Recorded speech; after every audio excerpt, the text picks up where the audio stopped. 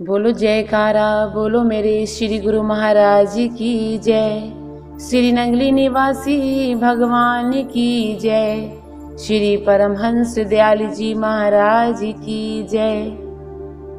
प्रेमियों, जय सच्चिदानंद। कैसे हैं आप सब?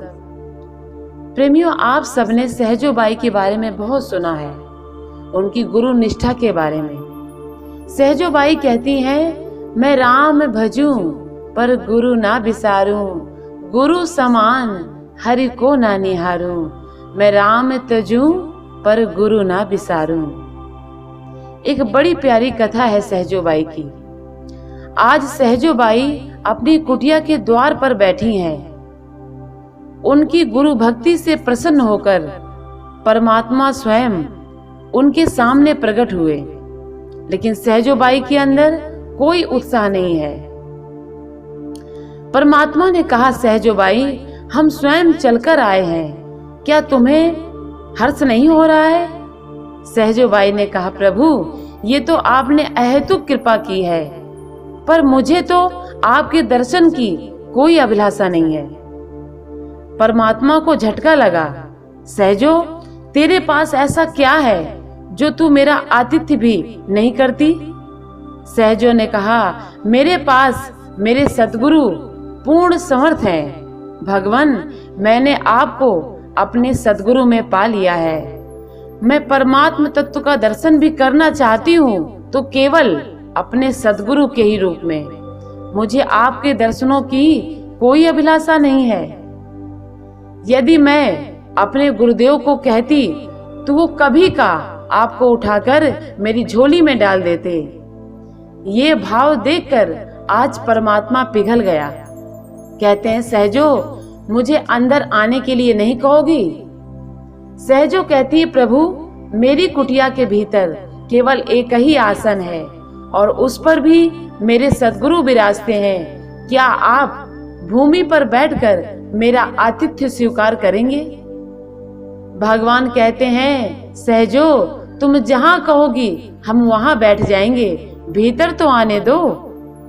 भगवान कहते हैं, सचमुच एक ही आसन है। वे भूमि पर ही बैठ गए। कहते हैं, सहजो, मैं जहां जाता हूँ कुछ ना कुछ देकर आता हूँ, ऐसा मेरा नियम है, कुछ मांग ही लो। सहजो कहती है, प्रभु, मेरे जीवन में कोई कामना नहीं है। प्रभु ने कहा, फिर भी कुछ तो मांग लो। तो सहजो ने कहा, प्रभु, आप मुझे क्या दोगे? आप तो स्वयं एक दान हो, जिसे मेरा सद्गुरु, मेरा शहंशाह अपने अनन्य भक्त को जब चाहे दान कर देता है। अब बताओ प्रभु, दान बड़ा या दाता? आपने तो प्राणी को जन्म मरण, रोग भोग, सुख दुख में उलझाया। ये तो मेरे सद्गुरु दीन दयाल ने कृपा कर हर प्राणी को विधि बताकर, राह पकड़ाकर, शरण में आए हुए को सहारा देकर, उसे निर्भय बनाकर उस द्वंद से छुड़ाया है।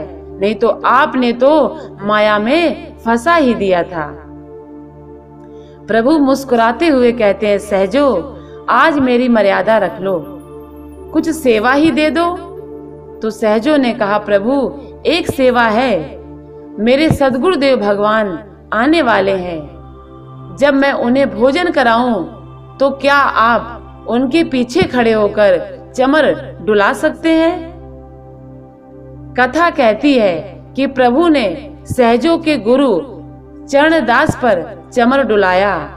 यही है सद्गुरु के प्रति सच्ची समर्पण। साधक के अंदर अगर स्वर्ग तक की कामना जागृत हो जाए, उसे दृढ़ विश्वास होना चाहिए कि मुझे कहीं जाने की आवश्यकता नहीं है।